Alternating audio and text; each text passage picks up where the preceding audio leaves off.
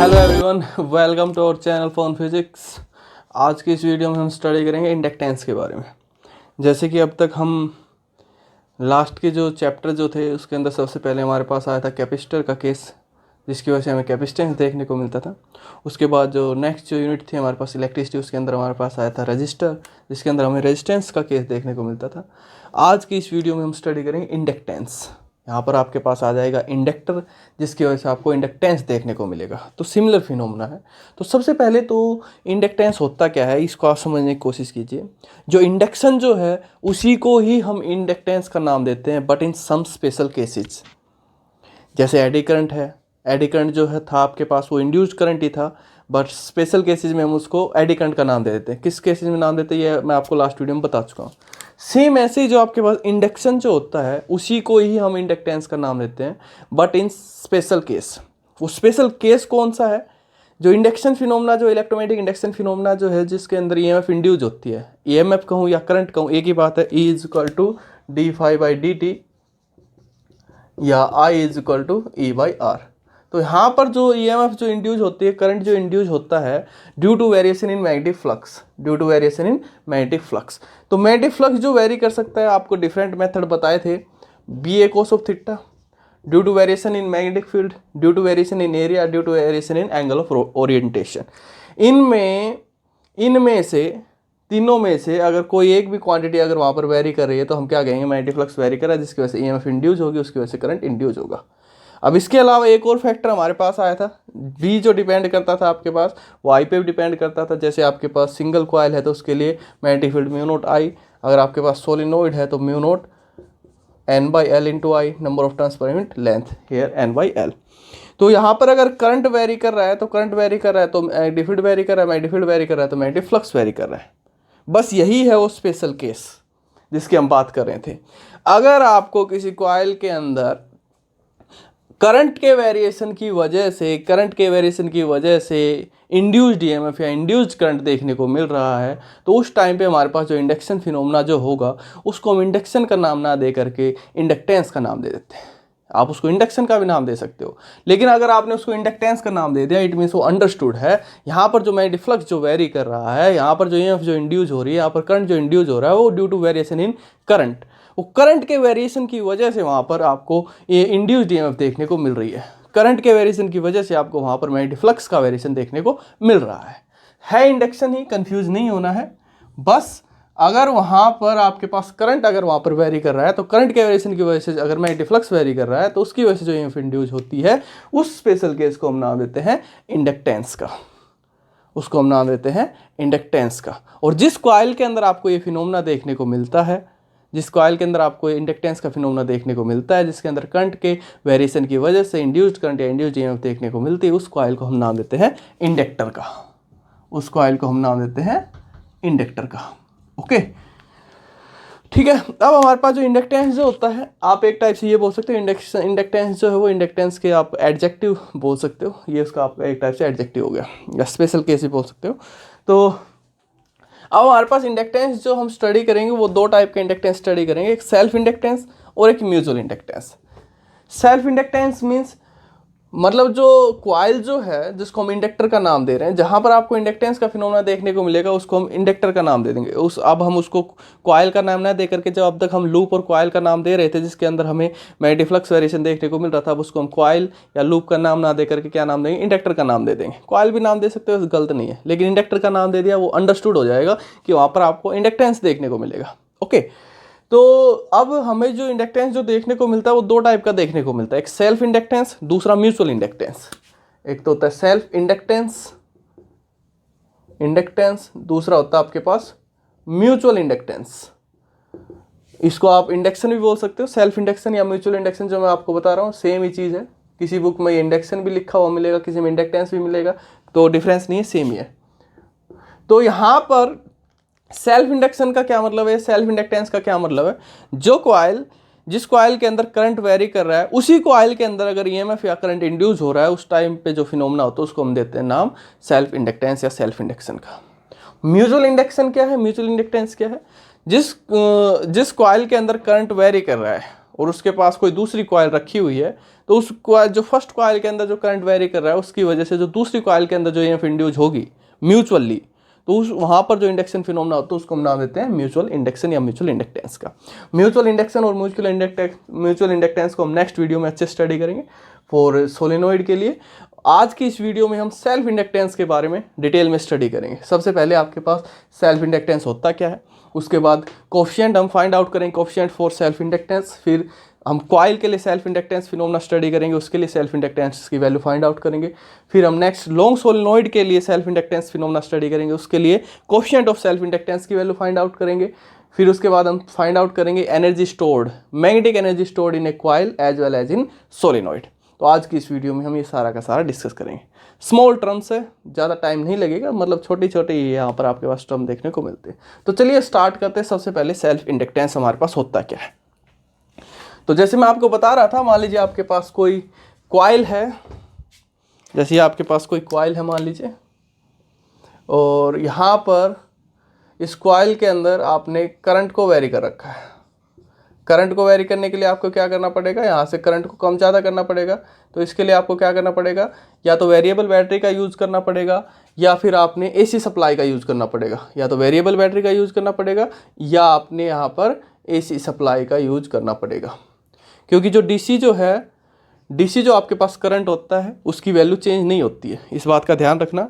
DC की वजह से आपको इंडक्टेंस फिनोमेना देखने को नहीं मिलेगा, डायरेक्ट करंट की वजह से आपको इंडक्टेंस फिनोमेना देखने को नहीं मिलता है। क्योंकि जो आपके पास डायरेक्ट करंट जो होता है वो आपके पास उसकी वैल्यू जो है टाइम के साथ चेंज नहीं होती है। डीसी के लिए करंट रिमेन्स सेम, उसकी जो वैल्यू जो है सेम रहती है, उसकी वैल्यू जो है टाइम के साथ, डायरेक्शन जो उसकी टाइम के साथ चेंज नहीं होती है इन term of direct current, in case of direct current. But in case of AC alternating current में जो आपको करंट की जो वैल्यू जो देखने को मिलती है वो टाइम के साथ कंटिन्यूसली चेंज होती रहती है, वेरी करती रहती है। तो जो हम बात कर रहे थे, यहाँ पर अगर आप इंडक्टेंस फिनोमेना देखना चाहते हो तो वहाँ पर करंट वेरी करना चाहिए। करंट वेरी करेगा तभी वहाँ पर आपको इंडक्टेंस फिनोमेना देखने को मिलेगा, अदरवाइज नहीं देखने को मिलेगा। तो करंट वेरी करने के लिए जो डायरेक्ट करंट जो है वो अगर आप सिंपल बैटरी लगा देते हो तो उससे आपको इंडक्टेंस नहीं देखने को मिलेगा, क्योंकि उसकी वैल्यू चेंज नहीं होती है। या तो आपको चेंज करानी पड़ेगी, वेरिएबल बैटरी की हेल्प से उसको कम ज़्यादा करना पड़ेगा, या आपने अल्टरनेटिंग करंट यूज करना पड़ेगा, जिसकी वजह से वहाँ पर करंट वेरी होगा। करंट वेरी होगा फिर वहाँ पर आपको इंड्यूस्ड ईएमएफ देखने को मिलेगी। कैसे देख लीजिए, मान लीजिए आपके पास कोई वेरिएबल बैटरी है या एसी सोर्स है, तो यहाँ पर जब आप इसमें करंट जब पास होगा, तो करंट जब पास होगा तो यहाँ से करंट पास होगा इसमें, और अब आप इस करंट को वेरी कर रहे हैं। करंट को जब आप इसको वेरी कर रहे हैं तो यहाँ पर इसके अंदर क्या होगा, मैग्नेटिक फ्लक्स वेरी करेगा। मैग्नेटिक फ्लक्स वेरी करेगा तो क्या होगा, यहाँ पर ईएमएफ इंड्यूस्ड होगी। जो इंड्यूस्ड ईएमएफ है उस इंड्यूस्ड ईएमएफ को हम यहाँ पर बैक ईएमएफ का भी नाम देते हैं। जो इसके अंदर जो ईएमएफ जो इंड्यूस्ड होगी उसी को ही हम बैक ईएमएफ का भी हम यहाँ पे नाम देते हैं, बैक वोल्टेज का भी हम इसे नाम देते हैं। और जो ईएमएफ जो इंड्यूस्ड जो होगी, या हम कहीं करंट जो इंड्यूस जो होगा उसका काम जो होता है हमेशा क्या होता है, E = -d∅v/dt। हमेशा मैग्नेटिक फ्लक्स का अपोज करने का उसका काम होता है। इस चीज़ को ध्यान रखना है, उसका क्या काम है, मैग्नेटिक फ्लक्स का हमेशा अपोज करना है। मैग्नेटिक फ्लक्स अगर बढ़ रहा है तो उसे घटाने की कोशिश करेगा, मैग्नेटिक फ्लक्स अगर घट रहा है तो उसे बढ़ाने की कोशिश करेगा। तो अगर यहाँ पर आपने करंट को इंक्रीज कर दिया, जैसे स्टार्टिंग में 0 एम्पियर था, जिस टाइम पे ओपन सर्किट था, क्लोज किया आपने, वेरी किया 0 एम्पियर से 0.1 एम्पियर पे पहुंचा है, 0.2 एम्पियर पे एच1 अप टू आप उसको इंक्रीज कर रहे हैं। करंट इंक्रीज होगा तो मैग्नेटिक फ्लक्स भी इंक्रीज होगा। मैग्नेटिक फ्लक्स इंक्रीज होगा तो यहाँ पर मैग्नेटिक फ्लक्स वेरी करेगा। इंक्रीज से पहले आप वेरिएशन पे चलिए। मैग्नेटिक फ्लक्स वेरी करेगा तो यहाँ पर ईएमएफ इंड्यूस होगी, या मैं कहूँ करंट इंड्यूस होगा। तो अब यहाँ पर करंट जो इंड्यूस होगा किसकी वजह से होगा, due to increase in magnetic flux. तो यहाँ पर जो करंट जो इंड्यूस जो होगा, ईएमएफ जो इंड्यूस जो होगी वो कुछ इस टाइप से इंड्यूस होगी कि वो उसका अपोज करेगी। अगर वहाँ पर मैग्नेटिक फ्लक्स अगर घट रहा है तो उसको बढ़ाने की कोशिश करेगी, मैग्नेटिक फ्लक्स अगर बढ़ रहा है तो उसको घटाने की कोशिश करेगी। अब यहाँ पर जो मैं आपको नाम दे रहा था इंडक्टेंस फिनोमेना, ये केवल उसी के लिए है जहाँ पर करंट वहाँ पर वेरी करेगा। तो इस केस में जो आपके पास मैग्नेटिक फ्लक्स जो है that depends only and only current, value of current. अब बाकी सारी चीजें आप भूल जाइए, यहाँ पर जो मैग्नेटिक फ्लक्स जो होगा इंडक्टेंस के अंदर वो सिर्फ और सिर्फ करंट की वैल्यू पे डिपेंड करेगा। करंट बढ़ेगा तो मैग्नेटिक फ्लक्स बढ़ेगा, करंट घटेगा तो मैग्नेटिक फ्लक्स घटेगा। बाकी सबका हमने रोल खत्म कर दिया, हम सिर्फ करंट के इसको स्पेशल केस जो हमने नाम दिया था इंडक्टेंस, उस फिनोमेना को यहाँ पर स्टडी करें। तो अगर करंट बढ़ेगा तो मैग्नेटिक फ्लक्स बढ़ेगा, करंट घटेगा तो मैग्नेटिक फ्लक्स घटेगा। तो अगर आपने यहाँ से करंट को इंक्रीज किया है 0 एम्पियर, 0.1, 0.2 ऐसे अप टू लाइक दिस, तो मैग्नेटिक फ्लक्स यहाँ पर इंक्रीज होगा। मैग्नेटिक फ्लक्स इंक्रीज होगा तो ईएमएफ जो इंड्यूस होगी उसको डिक्रीज करने की कोशिश करेगी। तो सीधा सीधा अब मैं ये ना कह करके यहाँ पर मैग्नेटिक फ्लक्स इंक्रीज हो रहा है, मैं ये कहता हूँ यहाँ पर आपने करंट इंक्रीज कर रखा है, करंट इंक्रीज हो रहा है, it means magnetic flux increase हो रहा है। तो करंट यहाँ पर इंक्रीज हो रहा था, करंट यहाँ पर इंक्रीज हो रहा था, तो करंट इंक्रीज हो रहा था तो ईएमएफ जो इंड्यूस होगी, इंड्यूस करंट जो होगा वो कुछ इस टाइप से होगा कि उसको डिक्रीज करने की कोशिश करेगा। ईएमएफ जो इंड्यूस होगी उसको कम करने की कोशिश करेगा, ये इंक्रीज, ये उसको डिक्रीज करने की कोशिश करेगा। ये आपके पास ये जो फिनोमेना जो है, इस फिनोमेना को हम नाम देते हैं सेल्फ इंडक्टेंस। सेल्फ मतलब खुद के अंदर ही तो करंट फ्लो कर रहा है और उसी के अंदर ईएमएफ इंड्यूस हो रही है due to variation of current. और जो ईएमएफ जो इंड्यूस होती है उसको हम बैक ईएमएफ का भी नाम देते हैं। क्लियर? ये तो थी आपके पास सिंगल कॉइल जिसके अंदर एक टर्न प्रेजेंट थी। अब मान लीजिए आपके पास है, मान लीजिए आपके पास काफ़ी नंबर ऑफ टर्न्स की कॉइल प्रेजेंट है, उसको भी हम इंडक्टर का नाम देते हैं। जैसे मान लीजिए ये आपके पास है, जो आपकी बुक में मिलेगा, ये आपको ये वाला नहीं मिलेगा, सिंगल कॉइल का केस नहीं मिलेगा, आपको ये वाला मिलेगा जो अभी मैं करा रहा हूँ। जैसे ये मान लीजिए आपके पास है कॉइल, ये यहाँ पर large number of turns present है, ओके। और यहाँ पर आपने इसको वेरिएबल बैटरी के साथ या एसी सप्लाई के साथ कनेक्ट कर रखा है। तो जब यहाँ से आप इस करंट को इंक्रीज करोगे, अब आपके माइंड में इमेज बन जानी चाहिए, जब भी मैं करंट इंक्रीज का नाम बोलूंगा इट मीन्स वहाँ पर मैग्नेटिक फ्लक्स इंक्रीज हो रहा है। मैग्नेटिक फ्लक्स इंक्रीज हो रहा है मतलब मैग्नेटिक फ्लक्स वेरी कर रहा है, मैग्नेटिक फ्लक्स वेरी कर रहा है इट मीन्स वहाँ पर ईएमएफ इंड्यूस होगी। तो अगर यहाँ पर करंट जो है वो इंक्रीज हो रहा है, अगर यहाँ पर करंट की सप्लाई यहाँ से आपने इंक्रीज कर रखी है, करंट यहाँ पर इंक्रीज हो रहा है, तो ईएमएफ जो इंड्यूस होगी, ईएमएफ जो इंड्यूस होगी वो क्या करेगी, उसको डिक्रीज करने की कोशिश करेगी। डिक्रीज किसको करने की कोशिश करेगी, मैग्नेटिक फ्लक्स को। अब मैग्नेटिक फ्लक्स जो सीधा सीधा किस पे डिपेंड कर रहा है, करंट को, तो वो जो करंट जो है उसको डिक्रीज करने की कोशिश करती है। तो ये जो आपके पास कॉइल जो है, इसी को ही हम इंडक्टर का नाम देते हैं और इसका कुछ इंडक्टेंस होता है, वो अभी हम बात करेंगे, coefficient of self inductance, okay. वो हम फाइंड आउट करेंगे। जैसे रेजिस्टर का रेजिस्टेंस होता है, कैपेसिटर का कैपेसिटेंस होता है, वैसे ही इंडक्टर का इंडक्टेंस होता है। आया समझ में इंडक्टर के बारे में? इंडक्टर आपके पास होता क्या है? इंडक्टर ये कॉइल जो है, सिंगल कॉइल भी हो सकती है, लार्ज नंबर ऑफ टर्न्स के साथ भी कॉइल भी हो सकती है, जिसके अंदर आपको इंडक्टेंस फिनोमेना देखने को मिलेगा, वो आपके पास इंडक्टर होता है, सिंपल, ओके। एक चीज़ का और ध्यान रखना, यहाँ पर जो आपके पास जो स्ट्रेट वायर जो है वो इंडक्टर नहीं हो सकती है। कभी आप ये सोचो ये आपके पास कोई स्ट्रेट वायर है, इसमें आपने करंट को इंक्रीज या डिक्रीज कर रखा है, करंट का वेरिएशन कर रखा है, तो मैग्नेटिक फ्लक्स इंक्रीज डिक्रीज होगा, तो इसकी वजह से आपको इंडक्टेंस फिनोमेना देखने को मिलेगा। ऐसा नहीं हो पाएगा, क्योंकि जो स्ट्रेट वायर जो है उसका जो एरिया जो है काफ़ी कम होता है, स्ट्रेट वायर का एरिया काफ़ी कम होता है। तो इस चीज़ का ध्यान रखना आपने। एक्चुअल में जो आपके पास मैग्नेटिक फ्लक्स है वो क्या होता है, B A cos of theta. Area is negligible, area is very very small, almost equal to zero. तो मैग्नेटिक फ्लक्स कितना, जीरो। तो मैग्नेटिक फ्लक्स आपको वहाँ पर देखने को ही नहीं मिलेगा, बहुत कम अमाउंट में देखने को मिलेगा। तो अगर मैग्नेटिक फ्लक्स आपको कम अमाउंट में देखने को मिलेगा तो ईएमएफ कैसे इंड्यूस होगी? तो स्ट्रेट वायर जो है उसको हम इंडक्टर का नाम नहीं दे सकते, ध्यान रख लेना, कंपेटिटिव पॉइंट ऑफ व्यू से भी और वैसे भी। स्ट्रेट वायर जो है वो आपके पास एक इंडक्टर नहीं होता है, जो आपके पास क्लोज्ड लूप जो है वो आपके पास इंडक्टर होता है। क्लियर?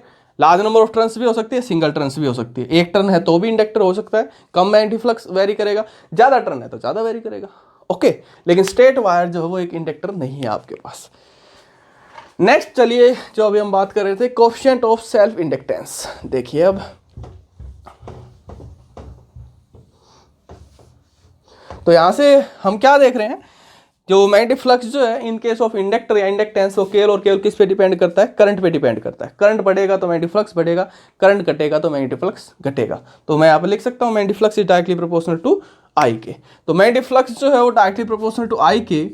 जब मैं इस डायरेक्टली प्रोपोर्शनल के साइन को हटाता हूँ तो यहाँ पर एक कोएफिशिएंट निकल करके आता है, जिसको मैं रिप्रेजेंट करता हूँ इन case of self inductance, that is represented by L, where L is the coefficient of self inductance। यहाँ पर L जो है वो आपके पास क्या है, where L is the coefficient of self inductance या सेल्फ इंडक्टेंस, इंडक्शन भी बोल सकते हो, इंडक्टेंस भी बोल सकते हो। ओके, कंफ्यूज नहीं होना, एक ही चीज आपको बता दिया। एल जो है वो यहाँ पर क्या आपके पास कोएफिशिएंट ऑफ सेल्फ इंडक्टेंस। ये जो वैल्यू जो है इसकी सेल्फ इंडक्टेंस के कोएफिशिएंट की जो वैल्यू जो है वो आपकी डिपेंड करती है मैग्नेटिक फ्लक्स पे, करंट जो फ्लो कर रहा है उसके ऊपर, और साथ के साथ नेचर ऑफ द मटेरियल के ऊपर। उस मटेरियल का नेचर कैसा है, वो मटेरियल है किसका। ओके, आयरन है, सिल्वर है, मतलब जो भी आपके पास है, एल्यूमिनियम है, कॉपर है, उसके नेचर पे डिपेंड करती है, मैग्नेटिक फ्लक्स पे डिपेंड करती है, करंट पे, या मैं सिंपल कहूँ नेचर पे मोस्टली वो डिपेंड करता है coefficient of self inductance. Clear. अब आगे बढ़ने से पहले इंपॉर्टेंट क्वांटिटी है, सबसे पहले हम यहाँ पर इसके लिए सेल्फ इंडक्टेंस की यूनिट बताएंगे, यूनिट क्या होती है आपके पास, और फिर इसका डायमेंशन फॉर्मूला बताएंगे। तो देखिए सबसे पहले अगर हम इसकी यूनिट की बात करें तो यूनिट हमारे पास क्या होगी। तो हमारे पास क्या आया, phi B is equal to L I, L is the coefficient of self inductance.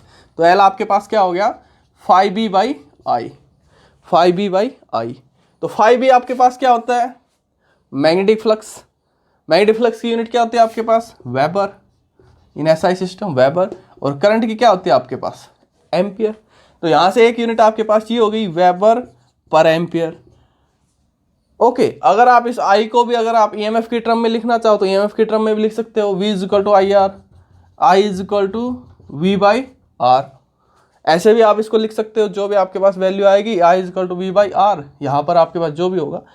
तो यहाँ पर अगर मैं यहाँ पर इसको लिखना चाहूँ तो आपके पास एक यूनिट तो ये हो गई इसकी कोएफिशिएंट ऑफ सेल्फ इंडक्टेंस की, वेबर पर एम्पियर। अगर मैं यहाँ से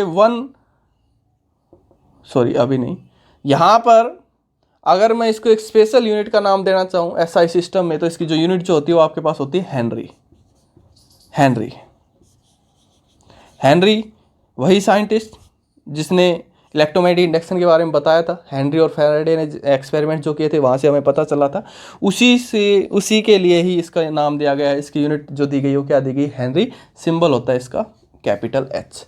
तो ऐसा सिस्टम में जो self inductance, coefficient of self inductance की जो यूनिट होती है वो क्या होती है आपके पास, हेनरी।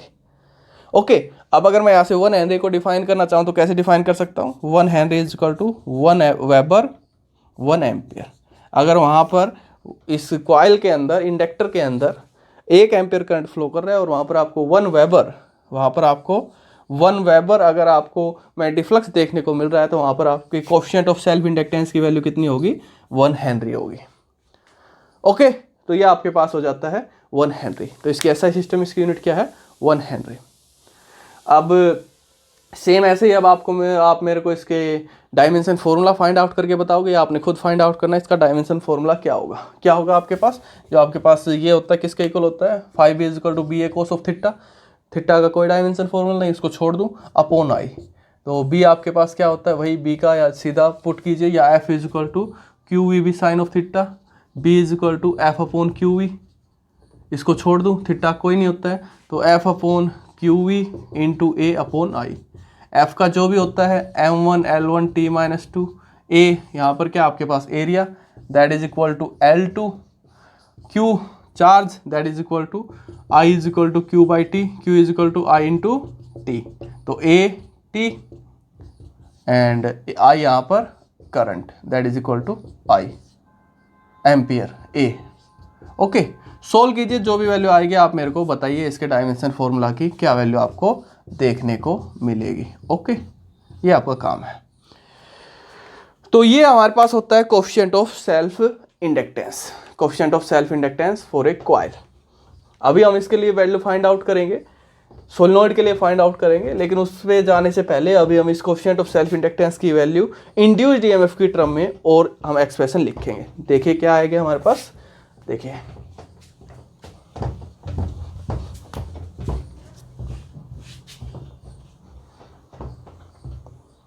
हमें यहाँ से क्या पता चला, phi B is equal to L I. Okay, या L is equal to phi B by I. अब हमें पता है कि अगर यहाँ पर मैग्नेटिक फ्लक्स अगर वेरी करेगा, यहाँ पर मैग्नेटिक फ्लक्स अगर वेरी करेगा तो वहाँ पर क्या होगी, ईएमएफ इंड्यूस होगी। तो ईएमएफ इंड्यूस की वैल्यू कितनी होगी, is equal to minus D phi B by D T. Minus represent only opposition, थोड़े टाइम के लिए इसको छोड़ दूँ। तो यहाँ पर फाई बी की वैल्यू अगर मैं लिखना चाहूँ अगर मैं ये कहूँ आपसे सीधा सीधा, अगर मैं आपके यहाँ से इंड्यूस्ड ईएमएफ की वैल्यू फाइंड आउट करने के लिए बोल लूँ तो आपके पास कितनी आएगी, E is equal to D by D T, five भी कितना एल आई, एल क्या है कोफिशिएंट, इसको बाहर निकाल लूँ तो L is equal to L D I by D T, where D I is the change in the current, जितना भी चेंज किया आपने, जैसे स्टार्टिंग में 0 एम्पियर था, 0 एम्पियर से पहुंचा दिया 5 एम्पियर, या स्टार्टिंग में 1 एम्पियर था, 1 एम्पियर से पहुंचा दिया 5 एम्पियर, तो चेंज इन करंट कितना आया 5 माइनस 1 4 एम्पियर। डी टी कितने टाइम में चेंज आया, 5 सेकेंड में, 5 मिली सेकेंड में, जितने में भी आया वो आपके पास डी टी है। तो इससे आप, अगर मैं आपको सीधा सीधा बता देता हूं कि आपके पास कोई कॉइल है जिस भी मटेरियल की है, आयरन एल्यूमिनियम, सबका कोफिशिएंट ऑफ सेल्फ इंडक्टेंस अलग अलग मिलेगा। तो जैसे उसकी कोफिशिएंट ऑफ सेल्फ इंडक्टेंस की वैल्यू आपके पास है 3 मिली हेनरी, 3 मिली हेनरी, और वहाँ पर करंट जो चेंज हो रहा है, पहले वहाँ पर 1 मिली एम्पियर था, 1 मिली एम्पियर से हो गया वो 6 मिली एम्पियर, कितने टाइम के अंदर हो गया 5 मिली सेकेंड के अंदर। तो बताइए वहाँ पर कितनी ईएमएफ इंड्यूस होगी, बता सकते हैं। E is equal to L कितना है 3 मिली हेनरी, 3 मिली हेनरी को हेनरी में कन्वर्ट करेंगे तो 3 × 10⁻³ करंट में वेरिएशन कितना आया 1 से हो गया 6, 5 मिली एम्पियर का, तो 5 मिली एम्पियर 5 × 10⁻³ एम्पियर, कितने टाइम में 5 मिली सेकेंड में, तो 5 मिली सेकेंड मतलब 5 × 10⁻³ सेकेंड, जो भी वैल्यू आएगी आपके पास E is equal to 3 × 10⁻³ volt या 3 मिली वोल्ट, यह आपके पास वैल्यू आ जाएगी किसकी, इंड्यूस्ड ईएमएफ की। तो अब आप इसकी हेल्प से कोफिशिएंट ऑफ सेल्फ इंडक्टेंस की हेल्प से आप इंड्यूस्ड ईएमएफ की वैल्यू बता सकते हैं।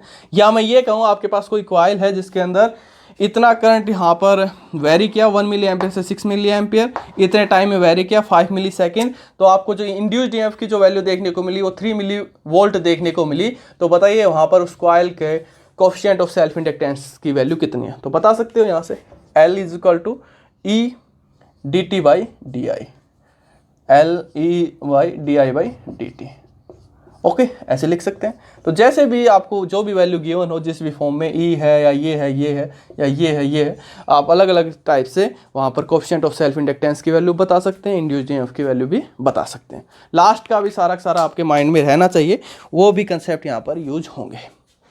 क्लियर, तो ये था हमारे पास coefficient of self inductance.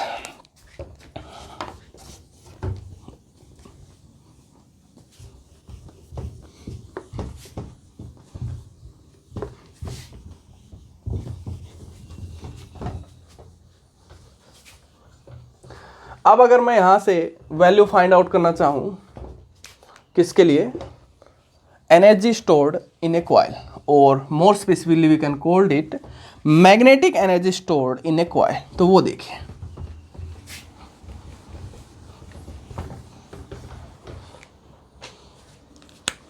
Magnetic energy stored in a coil भी बोल सकता हूँ, इंडक्टर भी बोल सकता हूँ। कॉइल बोल रहा हूँ क्यों, यहाँ पे मैं पढ़ रहा हूँ इसलिए कॉइल बोल रहा हूँ, एग्जाम में वो आपको इंडक्टर भी बोल देगा। इंडक्टर का मतलब अंडरस्टूड है, वहाँ पर आपको इंडक्टेंस फिनोमेना देखने को मिलेगा, मतलब यहाँ या तो वहाँ पर आपके पास एक सिंगल कॉइल है या आपके पास लार्ज नंबर ऑफ टर्न्स के साथ कॉइल है। लेकिन अभी हम जो बात कर रहे हैं वो सिंगल कॉइल की बात कर रहे हैं, लार्ज नंबर ऑफ टर्न्स की कॉइल के ऊपर नहीं जा रहे हैं, वो अभी नेक्स्ट केस में स्टडी करेंगे।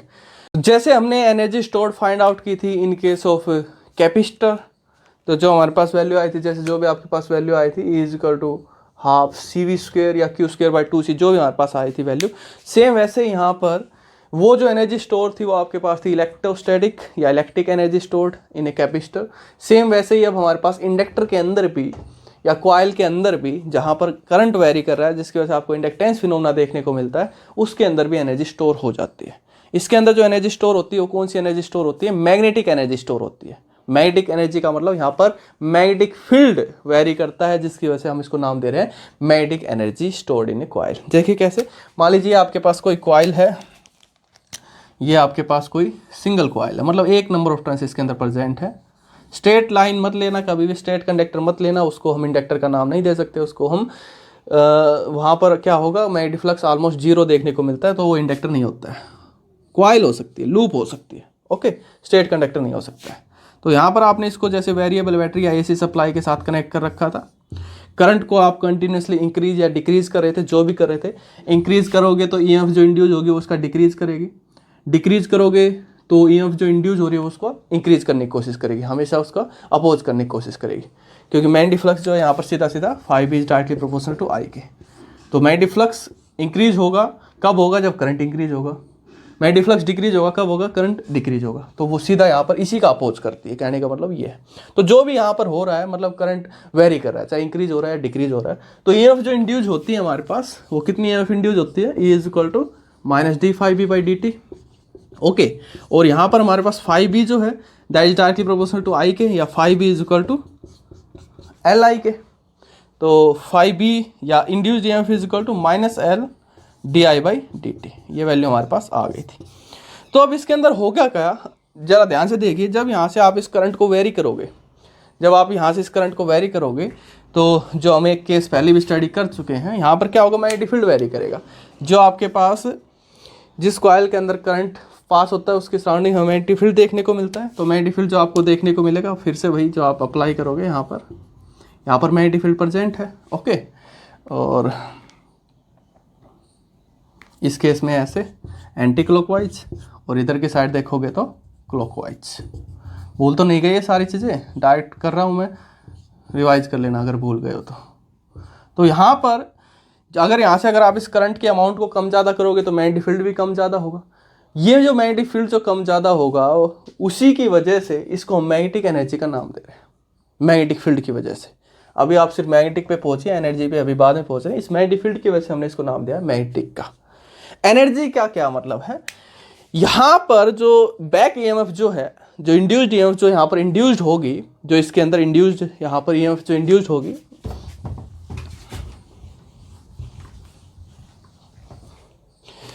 इस कॉइल के अंदर जो ईएमएफ जो इंड्यूस्ड होगी, बैक ईएमएफ जिसे हम नाम दे रहे हैं, जैसे यहाँ पर अगर करंट इंक्रीज हो रहा है, करंट को अगर आप इंक्रीज कर रहे हो तो उसे डिक्रीज करने की कोशिश करेगी, करंट डिक्रीज हो रहा है तो उसको इंक्रीज करने की कोशिश करेगी, अपोज करेगी। तो यहाँ पर एक और चीज़ आप यहाँ पे ध्यान रख लेना, यहाँ पर जो बैक ईएमएफ जो है, कई बार ये भी पूछ लेता है 1-2 नंबर में, या इंड्यूस्ड ईएमएफ जो है वो यहाँ पर इनर्शिया का रोल प्ले करता है। इनर्शिया अगर आपको याद हो थोड़ा बहुत, इनर्शिया आपके पास क्या है, अगर आपको लॉ भी याद हो, लॉ ऑफ इनर्शिया आपको जो कहते हैं, if an body is at rest then it will be at rest until the external force does not apply on it. If is an body is in motion then it will be continuously it is in motion until the external force does not apply on it. अगर कोई object rest पे तो rest पे रहेगा, motion में तो motion में रहेगा। कब तक, जब तक हम उसके ऊपर एक्सटर्नल फोर्स अप्लाई नहीं करेंगे। एक्सटर्नल फोर्स अप्लाई करेंगे तब आप उसको रेस्ट में मोशन में लेके आ सकते हो, मोशन से रेस्ट में लेकर के आ सकते हो। यही थे हमारे पास लॉ ऑफ इनर्शिया। सेम यही चीज़ यहाँ पर है, सेम यही चीज़ यहाँ पर है। जो आपके पास जो इनर्शिया जो है, इनर्शिया जो अगर आपको एग्जाम्पल अगर याद हो, आप बस के अंदर मान लीजिए आराम से खड़े हो, बस आराम से रुकी हुई है, बस जैसे ही चलती है आगे की साइड, आप पीछे की साइड जा करके गिरने लग जाते हो। अगर बस पीछे की साइड चलती है तो आप आगे की साइड को आपको जो है धक्का महसूस होता है। क्यों? सेम वही यहाँ पर भी सेम वही लॉजिक है। जब यहाँ पर करंट जब इंक्रीज होगा, करंट जब इंक्रीज होगा, करंट को आप इंक्रीज करोगे, या मैं कहूँ मैग्नेटिक फ्लक्स आप इंक्रीज करोगे, करंट इंक्रीज होगा तो जो इंड्यूस्ड ईएमएफ जो है, बैक ईएमएफ जो है, उसको डिक्रीज करने की कोशिश करेगी। बस जब आगे जाएगी तो इनर्शिया आपको पीछे की साइड धकेलेगा, बस जब पीछे जाएगी तो इनर्शिया आपको आगे की साइड धकेलेगा। अगर यहाँ पर करंट की वैल्यू डिक्रीज होगी, अगर यहाँ पर करंट की वैल्यू डिक्रीज होगी तो ईएमएफ जो इंड्यूस होगी वो उसको इंक्रीज करने की कोशिश करेगी। बस जब पीछे जाएगी तो वो आपको, तो आप वो आगे की साइड जाकर के गिरते हो। तो जो रोल वहाँ पर इनर्शिया प्ले करता है वही रोल यहाँ पर इंड्यूस्ड ईएमएफ और बैक ईएमएफ प्ले करती है। इसके टर्म में भी आप इसे याद रख सकते हो। जो रोल इनर्शिया का होता है वही रोल यहाँ पर बैक ईएमएफ और इंड्यूस्ड ईएमएफ का हमारे पास होता है। क्लियर? तो हम बात कर रहे थे मैग्नेटिक एनर्जी स्टोर की।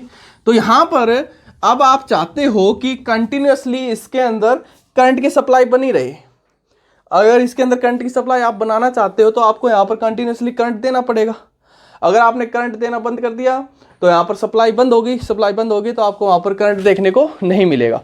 तो यहाँ पर जब आप इस करंट की सप्लाई को इंक्रीज या डिक्रीज कर रहे हो, उस केस में यहाँ पर मैग्नेटिक फील्ड यहाँ पर इंक्रीज डिक्रीज हो रहा है, और उसी मैग्नेटिक फील्ड की वजह से आपको इसके अंदर एनर्जी स्टोर हो रही है। जो बाहर से जो हमारी एनर्जी दे रहे हैं, करंट, करंट मतलब इलेक्ट्रिकल एनर्जी, करंट जो है सीधा सीधा नाम दे दो उसको इलेक्ट्रिकल एनर्जी का, ये इलेक्ट्रिकल एनर्जी जो है मैग्नेटिक फील्ड के वेरिएशन की वजह से मैग्नेटिक एनर्जी में कन्वर्ट हो रही है। It is converted into magnetic energy. Okay, समझ में आया। अब हम इस मैग्नेटिक एनर्जी के लिए एक्सप्रेशन फाइंड आउट करना चाह रहे हैं कि मैग्नेटिक एनर्जी होगी कितनी। यहां पर आपके पास जो मैग्नेटिक एनर्जी जो है उसकी वैल्यू कितनी होगी, ये हम यहां पर फाइंड आउट करना चाह रहे हैं। तो देखिए कितनी होगी मैग्नेटिक एनर्जी। मैग्नेटिक एनर्जी देखिए, तो मैग्नेटिक एनर्जी यहाँ पर आपके पास जो इलेक्ट्रिकल एनर्जी है वही यहाँ पर मैग्नेटिक एनर्जी की फॉर्म में कन्वर्ट हो रही है। तो कैसे फाइंड आउट करेंगे, एनर्जी जो है वही हम सिंपल फॉर्मूला अगर हम यहाँ पे यूज़ करते हैं, वर्क डन जो है, जो बाहर से जो हम काम कर रहे हैं किसकी फॉर्म में काम करें, इलेक्ट्रिकल एनर्जी की फॉर्म में काम करें, जो हम करंट दे रहे हो इलेक्ट्रिकल एनर्जी तो है, वही वर्क डन जो है वही इलेक्ट्रिकल एनर्जी जो मैग्नेटिक एनर्जी में कन्वर्ट हो रही है। तो हम उसमें वर्क डन कितना कर रहे हैं, तो वर्क डन मैं यहाँ पर अगर रिलेशन यूज करना चाहूँ, work done is equal to EMF into charge या वोल्टेज इंटू चार्ज लिख सकता हूँ। आपके पास जो वोल्टेज जो होती है वो क्या होती है, work done per unit charge. हम जो करंट दे रहे हैं उतनी अमाउंट में ही तो EMF वहाँ पर इंड्यूस हो रही है। तो मैं यहाँ पर उस जो हमें करंट दिया है उसको EMF इंड्यूस जो है उसकी टर्म में ले जा करके मैं यहाँ पर अपने कंसेप्ट को सोल्व करने के लिए मैग्नेटिक एनर्जी के एक्सप्रेशन फाइंड आउट कर सकता हूँ। कैसे, देखिए, तो आपके पास जो EMF जो है या पोटेंशियल डिफरेंस जो किसके इक्वल होता है, work done per unit charge. तो हमारे पास वर्क डन कितना होगा, वोल्टेज या पोटेंशियल डिफरेंस इंटू चार्ज। अब हमारे पास पोटेंशियल डिफरेंस वोल्टेज क्या है, इंड्यूस्ड EMF, इंड्यूस्ड EMF जिसको हम रिप्रेजेंट कर रहे हैं ई से। तो इंड्यूस्ड EMF इंटू चार्ज, यही एनर्जी जो है, इसी एनर्जी की वजह से तो EMF इंड्यूस हुई है। इलेक्ट्रिसिटी की जो सप्लाई है जिसकी वजह से आप करंट को कम ज़्यादा करें उसी से तो EMF इंड्यूस हुई है, तो वो इसी के इक्वल मिलेगी। अगर वो अदर फॉर्म में लॉस नहीं हो रही है, हीट एनर्जी, अगर हम ये मान करके चल रहे हैं कि वहाँ पर हीट एनर्जी वगैरह का लॉस नहीं हो रहा है, तो वो सप्लाई सारी इसी में कन्वर्ट हो गई। तो यहाँ पर अब मैं इसकी हेल्प से अगर मैग्नेटिक एनर्जी की वैल्यू फाइंड आउट करना चाहूँ तो कितनी होगी, तो देखिए कितनी होगी, यही जो वर्क डन जो है वो मैग्नेटिक एनर्जी की फॉर्म में कन्वर्ट होगा। तो यहाँ से इसको मैं लिख सकता हूँ मैग्नेटिक एनर्जी या work done is equal to, ये आपके पास कितना होगा, इंड्यूस्ड EMF इंटू चार्ज। तो इंड्यूस्ड EMF जो है हमारे पास इन केस ऑफ इंडक्टर किसके इक्वल आई है, अगर ये वैल्यू मैं लिखना चाहूँ, minus that is represent only opposition, इसको मैं थोड़ा टाइम के लिए छोड़ दूँ, LdI/dt इंटू Q। अब Q आपके पास क्या होता है, रिलेशन अगर आपको याद हो, I is equal to dQ/dt। तो आपके पास Q जो होगा, या यहाँ पे लिखना चाहूँ अगर मैं स्मॉल चार्ज के लिखना चाहूँ तो dQ लिख दूँ यहाँ पर, dQ। स्मॉल वर्क डन की वैल्यू अगर मैं बात करता हूँ, पहले अगर मैं स्मॉल वर्क डन के लिए लिखना चाहूँ, पहले धीरे धीरे वहाँ पर करंट को आप वेरी करोगे तो स्मॉल वर्क डन होगा, स्मॉल EMF इंड्यूस होगी। तो स्मॉल वर्क डन अगर मैं पहले लिखना चाहूँ तो मेरे पास क्या होगा, dW is equal to E into DQ। Okay, तो dW is equal to induced EMF की वैल्यू कितनी है, LdI/dt, और DQ आपके पास क्या होता है, DQ यहाँ से हमारे पास क्या आ जाएगा, I into dt, I into dt। तो dW is equal to L into dI/dt, I dt, dt से dt कैंसिल, तो ये आपके पास क्या आ गया, LI into DI, LI into DI। तो ये आया आपके पास due to variation in small current. जो हम बात कर रहे थे वहाँ पर जो स्मॉल थोड़ा सा जो वेरिएशन जो हुआ है करंट के अंदर उसकी वजह से EMF इंड्यूस हुई है, वही इंड्यूस्ड EMF कहें या इस वेरिएशन की वजह से जो एनर्जी आपके अंदर स्टोर हुई है इन टर्म ऑफ मैग्नेटिक एनर्जी। अगर हमें कंप्लीट वेरिएशन पता चल जाए तो हम कंप्लीट के लिए बता सकते हैं कितना वेरिएशन होगा, कितना वर्क डन हमने किया, वही एनर्जी के अंदर स्टोर हो जाएगा। तो कंप्लीट के लिए क्या कर दे, इंटीग्रेट कर दो इस सारे को। तो इधर की साइड तो आपके पास आ जाएगा टोटल वर्क डन 1 का with respect to dW, limit upper minus lower, 0 to W minus 0, that is L और I कॉन्स्टेंट, सॉरी I जो है वेरिएबल है, L केवल कॉन्स्टेंट है। इसकी लिमिट कहाँ से कहाँ तक, 0 टू I, जहाँ से यहाँ तक आपने करंट को वेरी किया है 0 से लेकर के मैक्सिमम वैल्यू तक, या I1 से I2 तक जो भी आप लेना चाहो। तो 0 से I DI, तो I का विद रिस्पेक्ट टू DI हमारे पास क्या होता है, I²/2, इसका क्या हो गया, upper minus lower, net work done is equal to L, ये आपके पास हो गया I²/2 0 टू I। तो आपके पास कितनी वैल्यू आ जाएगी नेट वर्क डन की, net work done is equal to L upper minus lower, upper क्या है I, 2 को बाहर ले लूँ, L/2 I² माइनस 0। तो work done is equal to half LI²। ये आपके पास वैल्यू आ जाती है वर्क डन की जो आपने किया है। यही वर्क डन जो है वो उसके अंदर अगर वहाँ पर वो एनर्जी, ये हमारा इलेक्ट्रिकल एनर्जी किसी अदर फॉर्म में वेस्ट नहीं हो रही है, तो वही सारी की सारी एनर्जी जो है मैग्नेटिक एनर्जी की फॉर्म में स्टोर हो जाती है। मैग्नेटिक एनर्जी की फॉर्म में स्टोर हो जाती है, तो इसी को ही हम नाम देते हैं मैग्नेटिक एनर्जी का। तो हमारे पास यहाँ पर मैग्नेटिक एनर्जी की वैल्यू कितनी आ जाएगी, magnetic energy is equal to magnetic energy is equal to half Li square, half Li square. अब अगर आप यहाँ से फाइंड आउट करना चाहते हो magnetic energy per unit volume, या मैं पूछूँ यहाँ से एनर्जी डेंसिटी की वैल्यू कितनी होगी, तो वो भी आप बता सकते हो। एनर्जी डेंसिटी आपके पास यहाँ पर कितना होगा, एनर्जी पर यूनिट वॉल्यूम आपके पास क्या होता है, एनर्जी डेंसिटी। तो एनर्जी डेंसिटी या magnetic energy density is equal to energy कौन सी है यहाँ पर, magnetic energy per unit volume. तो जितनी वॉल्यूम है उसको से डिवाइड करके आप एनर्जी डेंसिटी फाइंड आउट कर सकते हो। आप यहाँ पर एनर्जी डेंसिटी जो है वो आप यहाँ पर फाइंड आउट कर सकते हो। क्लियर, इसको आप दिखा दो BE से, जिससे भी आप दिखाना चाहो मैं एनर्जी डेंसिटी को। तो ये आपके पास हो जाएगी magnetic energy per unit volume. Okay, तो ये हमारे पास हो जाता है। इसको आप सिंपल मैग्नेटिक एनर्जी से दिखा दीजिए, या आप इसके सिंबल को U से दिखा दीजिए, और मैग्नेटिक इसको एनर्जी डेंसिटी को, मैग्नेटिक एनर्जी डेंसिटी को UB से दिखा दीजिए। Magnetic energy per unit volume जो भी आए उससे डिवाइड कर दीजिए टोटल वॉल्यूम से। जैसे आपके पास आई थी इलेक्ट्रिकल एनर्जी डेंसिटी, सेम वैसे ही ये आपके पास मैग्नेटिक एनर्जी डेंसिटी। तो ये हमारे पास वैल्यू आ गई एनर्जी स्टोर और एनर्जी पर यूनिट वॉल्यूम की, एनर्जी डेंसिटी की इन टर्म ऑफ कॉइल। अब मान लीजिए अब अगर हम ये वैल्यू हमें फाइंड आउट करनी इन टर्म ऑफ मैग्नेटिक फील्ड, या वो आपको मैग्नेटिक फील्ड की वैल्यू दे देता है और उस केस में आपसे पूछता है कि एनर्जी मैग्नेटिक एनर्जी स्टोर्ड या एनर्जी डेंसिटी की वैल्यू बताइए कितनी होगी, तो कैसे फाइंड आउट करेंगे। तो उसके लिए हमें पता होना चाहिए करंट और मैग्नेटिक फील्ड में क्या रिलेशन होता है, जो हम पहले स्टडी कर चुके हैं। अगर आपके पास एक सिंगल कॉइल है तो उसके लिए मैग्नेटिक फील्ड और करंट की क्या वैल्यू एक्सप्रेशन होती है, B = μ0I। तो हमारे पास सिंगल कॉइल है तो इसमें करंट फ्लो कर रहा है, तो मैग्नेटिक फील्ड की वैल्यू कितनी होगी, μ0I।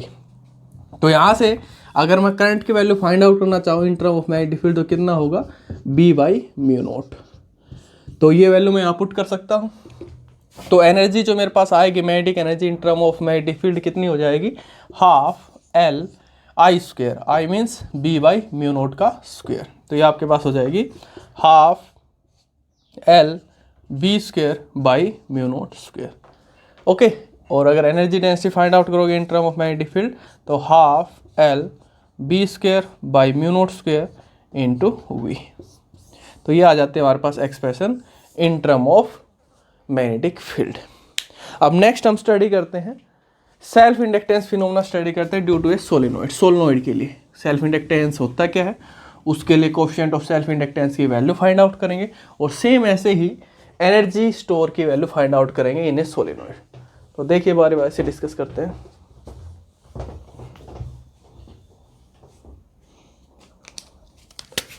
सेल्फ इंडक्टेंस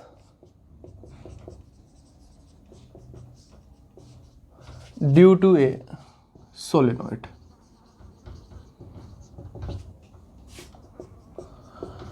तो सेल्फ इंडक्टेंस, जब इंडक्टेंस का आपको पता लगे, इंडक्टेंस हमारे पास क्या होता है, जब भी किसी कॉइल के अंदर करंट वेरी कर रहा है और उस करंट की वजह से अगर आपको मैग्नेटिक वहाँ पर मैग्नेटिक फ्लक्स वेरी कर रहा है, EMF इंड्यूस हो रही है, तो उस टाइम पे आपको जो फिनोमेना जो होता है हमारे पास, उस फिनोमेना को हम क्या नाम देते हैं, उस फिनोमेना को हम नाम देते हैं इंडक्टेंस का। अब अगर मान लीजिए आपके पास सोलेनोइड है, मतलब आपके पास कॉइल है जिसके अंदर लार्ज नंबर ऑफ टर्न्स है और उसमें करंट फ्लो कर रहा है, तो वहाँ पर क्या होगा, अगर आप करंट को वेरी कराओगे तो मैग्नेटिक फ्लक्स वेरी करेगा, तो उस केस में वहाँ पर क्या होगी, EMF इंड्यूस्ड होगी। तो ये जो फिनोमेना जो हमें सोलेनोइड की वजह से देखने को मिलता है, इसी फिनोमेना को हम नाम देते हैं self inductance due to a solenoid और लॉन्ग सोलेनोइड। जैसे ये मान लीजिए आपके पास कोई सोलेनोइड है, जिसके अंदर large number of turns present है। इसको आपने वेरिएबल बैटरी के साथ या AC सोर्स के साथ कनेक्ट कर रखा है। तो नंबर ऑफ टर्न्स यहाँ पर जो है, total number of turns capital N है, इसमें फिर से कंफ्यूज नहीं होना है, टोटल नंबर ऑफ टर्न्स। और स्मॉल एन जो हो कितनी है, number of turns per unit length. तो ये सोलेनोइड है जिसके आपके पास लेंथ जो है वो एल है। ओके, तो जब आप यहाँ से करंट को वेरी करोगे, करंट को जब आप इस वेरिएबल बैटरी की हेल्प से वेरी करोगे, या तो करंट को इंक्रीज करोगे या डिक्रीज करोगे, मैग्नेटिक फ्लक्स वेरी होगा, मैग्नेटिक फ्लक्स वेरी होगा तो ईएमएफ इंड्यूस होगी। ईएमएफ जो इंड्यूस होगी उसका क्या काम है, वहाँ पर सीधा सीधा मैग्नेटिक फ्लक्स को अपोज करना, या मैं कहूँ यहाँ से इस करंट को यहाँ पर अपोज करना। जो हमारे पास वैल्यू आई थी वो क्या आई थी, 5B is directly proportional to I के, या 5B is equal to L I के। जितने अमाउंट में करंट घटेगा या बढ़ेगा उतने अमाउंट में आपके पास मैग्नेटिक फ्लक्स भी घटेगा या बढ़ेगा। तो यहाँ से अगर आप करंट को इंक्रीज कर रहे हो, करंट अगर आप इंक्रीज कर रहे हो तो उस केस में जो ईएमएफ जो होगी, वो जो इंड्यूस्ड ईएमएफ जो होगी उसको डिक्रीज करने की कोशिश करेगी। अगर आप यहाँ से करंट को डिक्रीज कर रहे हो तो उस केस में उसको इंक्रीज करने की कोशिश करेगी। तो ये जो फिनोमेना है इसको हम नाम देते हैं self inductance due to a solenoid. अब हम यहाँ पे वैल्यू फाइंड आउट करना चाहते हैं, coefficient of self inductance for a solenoid कितनी होगी। देखिए कैसे फाइंड आउट करेंगे। यहाँ पर हम दो कंसेप्ट यूज़ करेंगे, एक तो यहाँ पर मैग्नेटिक फील्ड वाला जो आपको सोलेनोइड के लिए देखने को मिलता है, और एक अभी अभी जो हमने स्टडी किया था वो वाला। तो यहाँ से जो हमारे पास इंड्यूस्ड ईएमएफ की जो वैल्यू जो आई थी हमारे पास यहाँ पर कितनी आई थी, E is equal to -L di/dt। यही वैल्यू हमें देखने को मिली थी, -L di/dt। अब यहाँ से अगर मैं यहाँ से इंड्यूस्ड ईएमएफ की वैल्यू मुझे पता लग जाए कितनी है, तो इन दोनों इक्वेशन को कंपेयर करके मैं यहाँ से L की वैल्यू फाइंड आउट कर सकता हूँ। ये कुछ ऐसा फिनोमेना यहाँ पर मैं करूँगा।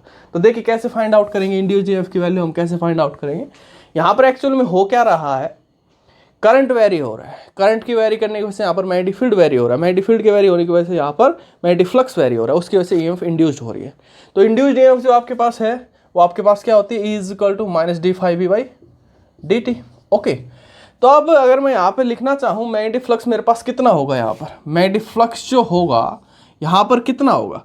मैग्नेटिक फ्लक्स पे भी जाने से पहले अगर मैं आपसे पूछूं कि यहाँ पर मैग्नेटिक फील्ड कितना होगा, तो हमें पता है इन बिटवीन जो आपको मैग्नेटिक जो सोलेनोइड जो उसके सेंटर के आसपास जो मैग्नेटिक फील्ड की वैल्यू देखने को मिलती है, कितनी देखने को मिलती है, म्यू0 स्मॉल n I। फिर से कह रहा हूँ कंफ्यूज मत होना, स्मॉल n यहाँ पर क्या है, number of turns per unit length, capital N यहाँ पर क्या है, total number of turns. Okay, तो अब यहाँ पर आपको जो इस सोलेनोइड के लिए जो मैग्नेटिक फील्ड जो आपको देखने को मिल रहा है वो कितना देखने को मिल रहा है, म्यू0 कैपिटल N/L इंटू आई, या म्यू0 स्मॉल n I। अब मान लीजिए इसका एरिया जो है सोलेनोइड का वो कितना है, कैपिटल A है। एरिया ऑफ सोलेनोइड वो है आपके पास कैपिटल A, सीधा सीधा जितना भी है, लेंथ में लेकर के चल रहा हूँ, length of solenoid is L।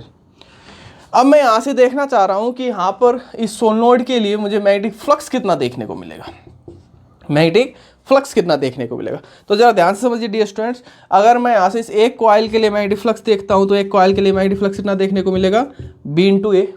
एक कॉइल के लिए मैग्नेटिक फ्लक्स कितना देखने को मिलेगा, म्यू0 small n I into A। अब मुझे चाहिए सभी टर्न्स के लिए, टोटल नंबर ऑफ टर्न्स कितने, इसमें कैपिटल N है, तो उनके लिए मैग्नेटिक फ्लक्स कितना देखने को मिलेगा, कैपिटल N इंटू म्यू0 small n I into A। अब इसमें कंफ्यूज मत होना, यहाँ पर ये जो आपको मैग्नेटिक फ्लक्स देखने को मिल रहा है ये आपको इस सोलेनोइड के मैग्नेटिक फील्ड की वजह से देखने को मिल रहा है, जो इस कॉइल में भी इतना ही है, इस कॉइल में भी इतना ही, इस कॉइल में भी इतना ही, इस कॉइल में भी इतना ही, इस कॉइल में भी इतना है।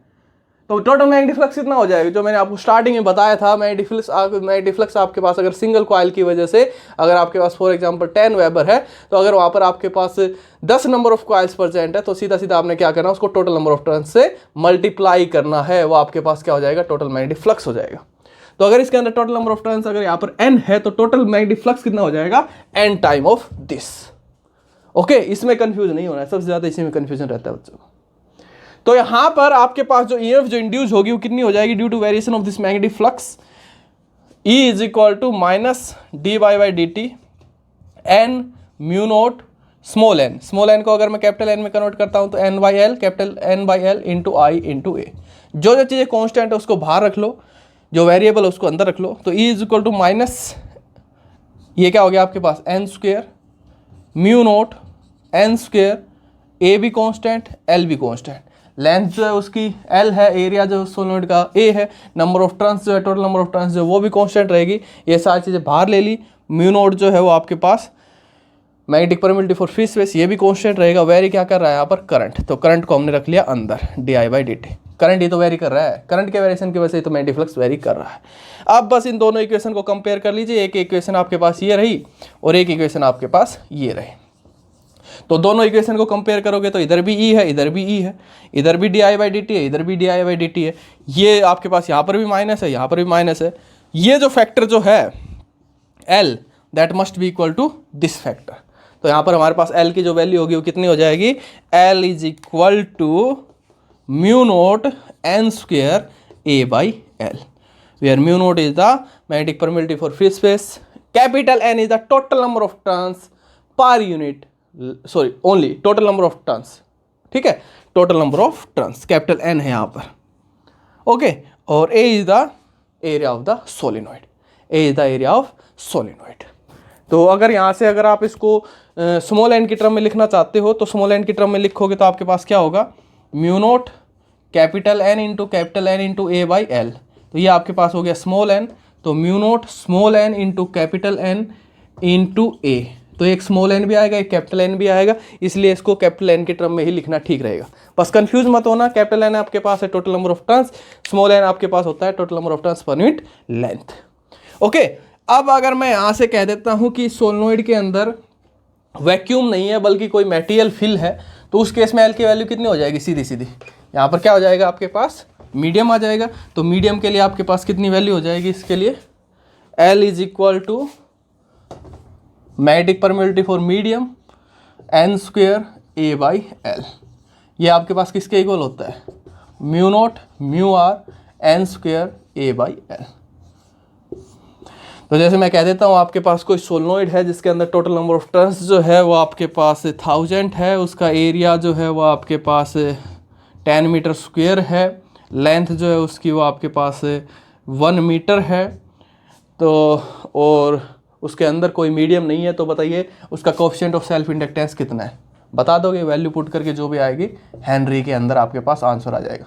सेम ऐसे ही मैं कह देता हूँ कोई सोलेनोइड, उसमें नंबर ऑफ टर्न्स इतनी है, एरिया इतना है, लेंथ इतनी है, और उसके अंदर कोई मटेरियल फिल है, मटेरियल जो भी है, एयर है, वाटर है, जो भी है, तो बताइए उसमें कितना होगा। तो उस केस में आप ये वाला फॉर्मूला यूज़ करोगे तो आप बता दोगे जो भी आपके पास वैल्यू आएगी कोएफिशिएंट ऑफ सेल्फ इंडक्टेंस की। क्लियर। तो ये था हमारे पास self inductance due to a solenoid और coefficient of self inductance due to an solenoid. अब हम बात करते हैं मैग्नेटिक एनर्जी की फिर से इन ए सोलेनोइड, कितनी एनर्जी यहाँ पर स्टोर होगी इन ए सोलेनोइड के लिए। सेम वही एक्सप्रेशन आएगा, सारा का सारा वैसे ही चलेगा जो हमने कॉइल के लिए फाइंड आउट किया था, सेम वही रिजल्ट आएगा। यहाँ से जो हम इलेक्ट्रिकल जो सप्लाई जो दे रहे हैं, करंट जो वेरी कर रहे हैं, वही हमारे पास EMF इंड्यूस्ड EMF में कन्वर्ट हो रहा है। इंड्यूस्ड EMF कहीं हम करंट कहीं इलेक्ट्रिकल एनर्जी जो है वही हमारे पास मैग्नेटिक एनर्जी के फॉर्म में कन्वर्ट हो रही है। तो हमारे पास जो मैग्नेटिक एनर्जी की जो वैल्यू जो आएगी आपके पास वही आएगी सेम।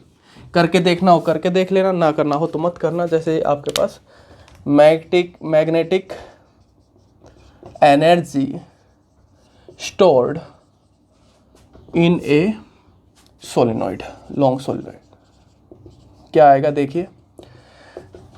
फिर से वही अगर केस हम यहाँ पर स्टडी करते हैं तो आपके पास जो वर्क डन जो होता है आपके पास इन टर्म ऑफ EMF या potential difference, that is equal to E into Q या V इंटू क्यू। वी यहाँ पर क्या है, इंड्यूस्ड EMF, E लिख सकता हूँ यहाँ पर। तो यहाँ से जब आप फाइंड आउट करोगे फिर से वही वैल्यू सारी की सारी, जब आप इसको सोल्व करोगे LdI/dt, क्यू की वैल्यू पुट करोगे I इंटू dt, dt से dt कैंसिल, 0 से I उसको इंटीग्रेट करोगे, ये वर्क डन की जो वैल्यू आएगी आपके पास सेम वही आ जाएगी। Magnetic energy is equal to half Li square. बस इसमें डिफरेंस जो वो सिर्फ इतना है, यहाँ पर L जो है वो आपके पास है, L जो है coefficient of self inductance for solenoid, वो था आपके पास coefficient of self inductance for single coil. बस इसमें कंफ्यूज नहीं रहना है, ये जो वैल्यू जो होती है अलग अलग मटेरियल के लिए अलग अलग होती है, बस इस चीज़ का आपने ध्यान रखना है। तो अगर आप इसको टर्म में लिखना चाहो, हमारे पास यहाँ पर जो L की जो वैल्यू आई जो आपके पास आई mu naught n square A/l, ये वैल्यू रख करके भी आप यहाँ पे बता सकते हो। क्लियर। तो एनर्जी डेंसिटी अगर मैं बताना चाहूँ, एनर्जी डेंसिटी जो होगी इसके लिए कितनी होगी, half Li square divided by total volume. Total volume की इसमें कितनी हो जाएगी सोलेनोइड की, हाफ Li स्क्वेयर। अगर A इसका एरिया है, सोलेनोइड का L इसकी लेंथ है, तो वॉल्यूम कितनी हो जाएगी सोलेनोइड की, volume of solenoid length into area, तो A इंटू L। अब आप इसको किसी भी फॉर्म में कन्वर्ट कर सकते हैं, जिसमें भी करना चाहें, यहाँ पर कैपिटल एल की वैल्यू रखना चाहें या जिस भी फॉर्म में रखना चाहें। अब मैं आपसे पूछूं कि आप मेरे को यहाँ पर वैल्यू बता दीजिए मैग्नेटिक एनर्जी की इन टर्म ऑफ मैग्नेटिक फील्ड और एनर्जी डेंसिटी की इन टर्म ऑफ मैग्नेटिक फील्ड, तो वो देखिए कैसे बताएंगे। तो यहाँ पर देखिए डियर स्टूडेंट्स, हमारे पास जो आई और बी के बीच में जो रिलेशन जो क्या है, magnetic field is equal to mu naught small n I, या in term of capital N mu naught capital N by L into I. तो यहाँ से अगर मैं वैल्यू फाइंड आउट करना चाहूँ आई की, तो आई की वैल्यू क्या आएगी in term of magnetic field, I is equal to B by mu naught या तो स्मॉल एन, या I is equal to B by mu naught into capital N into L, जिस भी फॉर्म में आप रखना चाहें। तो मेरे पास कितनी वैल्यू आ जाएगी यहाँ पर इस मैग्नेटिक फील्ड की, सॉरी मैग्नेटिक एनर्जी की इन टर्म ऑफ मैग्नेटिक फील्ड, आपके पास क्या वैल्यू तो ये वैल्यू कितनी आ जाएगी हमारे पास, magnetic energy is equal to half L, I कितना आया है मेरे पास in term of magnetic field, B divide by mu naught n, और इस सारे का स्क्वायर। तो ये आपके पास वैल्यू कितनी हो जाएगी हमारे पास यहाँ से, magnetic energy in term of magnetic field half L B square divide by mu naught square small N square, या in term of capital N या number of turns half L B square divide by mu naught square into N square by L square. Okay, अगर इसको थोड़ा और solve करना चाहो तो half L हमारे पास कितना आया था, L is equal to mu naught N square A by L, यही वैल्यू आई थी हमारे पास। तो इसको भी आप अगर फर्दर सोल्व करना चाहो तो आगे भी सोल्व कर सकते हो, या इतना रखना चाहो जितना भी रख सकते हो, जो भी वैल्यू आपके पास आएगी। तो ये वैल्यू हमारे पास आ जाती है इन टर्म ऑफ मैग्नेटिक फील्ड। अब अगर हम सेम ऐसे ही मैग्नेटिक एनर्जी डेंसिटी निकालना चाहें तो वो हमारे पास कितनी हो जाएगी, energy per unit volume that is equal to half L B square divide by mu naught square N square into V, volume. Volume कितनी है हमारे पास, volume of solenoid is equal to area into length A into L. तो ये कितना हो जाएगा हमारे पास, magnetic energy density is equal to half L, L की वैल्यू लिखना चाहूँ तो कितना होगा मेरे पास, mu naught N square A by L, A by L. तो ये आपके पास कितना आ जाएगा, into B square upon mu naught square into N square small N square. इसको लिखूंगा कैसे लिख सकता हूँ, N square by L square into volume area into length, ऐसे लिख सकता हूँ मैं इसको।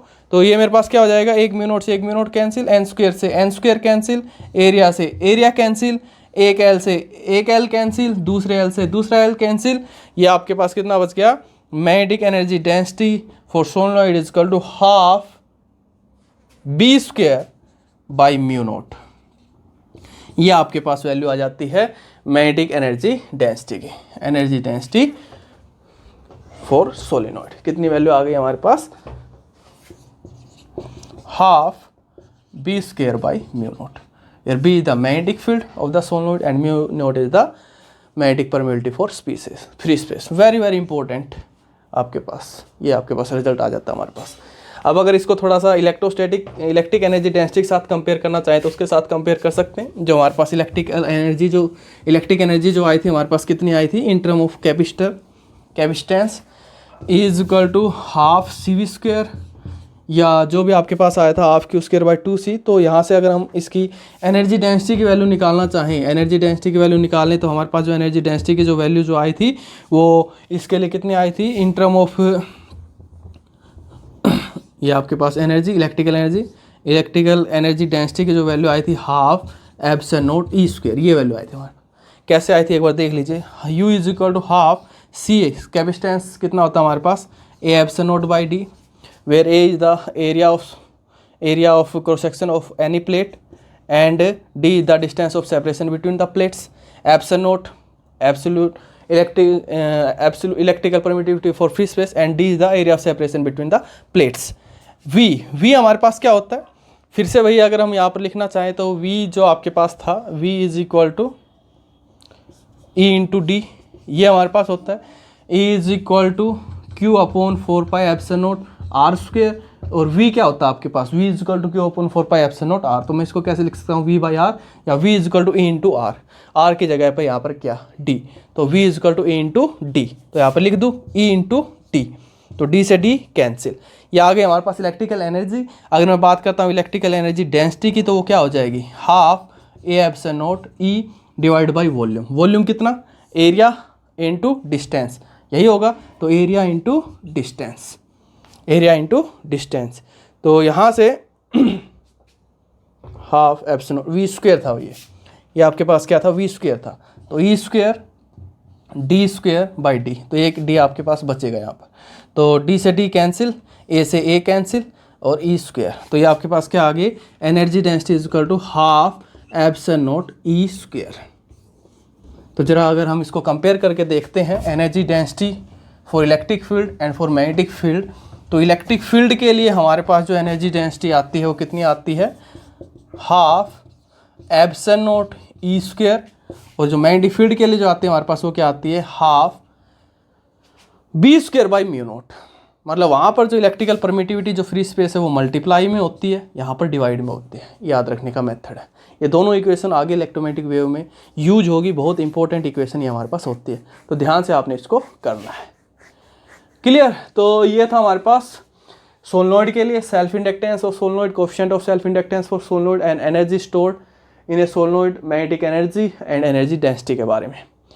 आज की वीडियो में इतना ही। नेक्स्ट वीडियो में हम स्टडी करेंगे म्यूचुअल इंडक्टेंस के बारे में। उसके लिए भी हम coefficient of mutual induction inductance find out करेंगे, और सोलनॉइड्स के लिए 2 सोलनॉइड लेकर के चलेंगे। उसके लिए हम फर्दर वैसे ही कोएफिशिएंट और ये चीज़ें सारी की सारी फाइंड आउट करें। Thank you.